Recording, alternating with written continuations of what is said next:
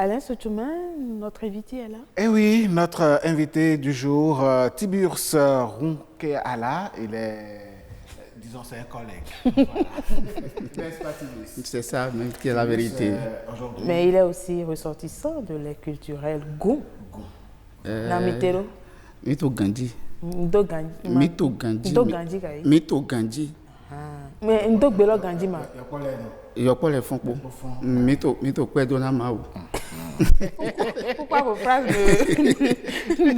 mettent pas de mi là? Le mi là, c'est comme l'impression que c'est votre prénom qui accompagne. C'est nous. Nous. Ah ok. Voilà. Mito Gandhi, mais là, surtout Gandhi. Alors aujourd'hui, Tiburce, vous voulez nous parler du prénom Gbetonji. Oui, Gbetonji. Gbetonji, c'est un prénom Goum, un prénom Wémé. Mais si je veux dire, le pays Wémé appartient à l'ère culturelle Adjatado. Parce que nous sommes tous venus. Vous comprenez maintenant Adja pourquoi revient encore. Vous comprenez maintenant pourquoi je parlais de pays Adja. Voilà, les Adjas sont nos ancêtres. Ok. Donc, nous allons parler aujourd'hui du prénom Gbetonji. On peut décomposer Gbetonji en 2 syllabes. Ça fait Gbetonji. Gbe veut dire vie. Tonji sur le chemin de la vie. D'accord. C'est un prénom qui peut être porté par les enfants des 2 sexes, filles comme garçons. Mais on préfère porter ça aux garçons parce que c'est un prénom un peu fort.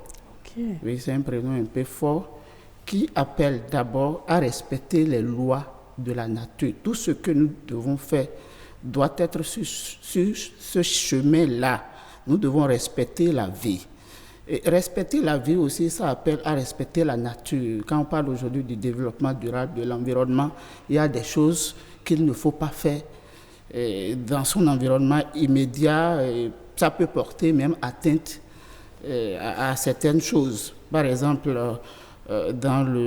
chez nous, il y a des jours où il y a certaines essences d'arbres qu'il ne faut pas brûler.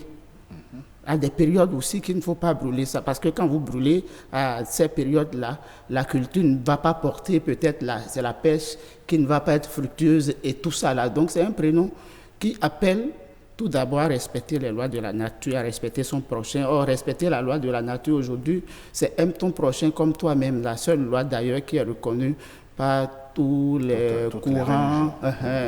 De toutes les religions, oui, c'est ça.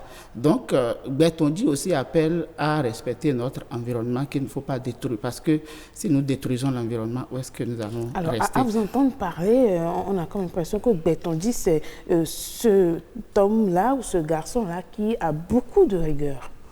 Oui, ils ont beaucoup de rigueur et puis c'est des gens qui sont souvent dans un groupe des leaders. Ils sont des leaders dans des groupes donnés et ils aiment la politique aussi, selon les informations que nous avons recueillies auprès des aînés, des vieux. C'est des gens qui sont des leaders. Quand ils sont dans un groupe, ils aiment porter les idées du groupe, ils aiment faire avancer le groupe et tout.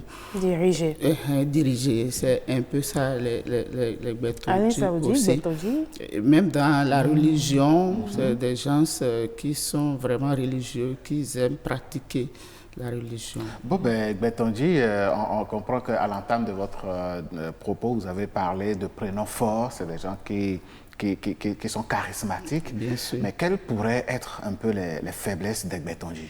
Bon, leur faiblesse, c'est qu'ils aiment la femme. C'est ce qu'on nous a dit. Ils aiment beaucoup la femme. C'est généralement des gens qui sont polygames. Ils aiment aussi beaucoup d'enfants. Or, aujourd'hui, nous ne sommes plus à cette étape-là parce que les tests s'amenuisent de jour en jour. En son temps, les Gbetonji, c'est des gens, comme ils sont des leaders, il faut qu'ils soient l'exemple dans leur village et dans leur milieu. C'est ça qui veut embraver beaucoup de terres. Aujourd'hui, on n'a plus de terre, on n'a plus de trucs comme ça. Donc, je crois et je pense qu'aujourd'hui, si on doit parler de la faiblesse des Gbetonji, c'est qu'ils sont polygames. J'étais presque à 2 doigts de dire que si on me donnait l'opportunité de me marier à nouveau, j'allais choisir le Gbetonji. Mais la fait, ma mère a mieux réfléchi. Mais non. En tout cas, c'est une parenthèse juste pour rigoler. Merci beaucoup à vous, Tirbus Runkela. Vous êtes, comme il a dit, à l'entame, un confrère, un collègue de l'Office de la radio-télévision du Bénin. Merci d'avoir partagé avec nous ce prénom-là, Gbetonji.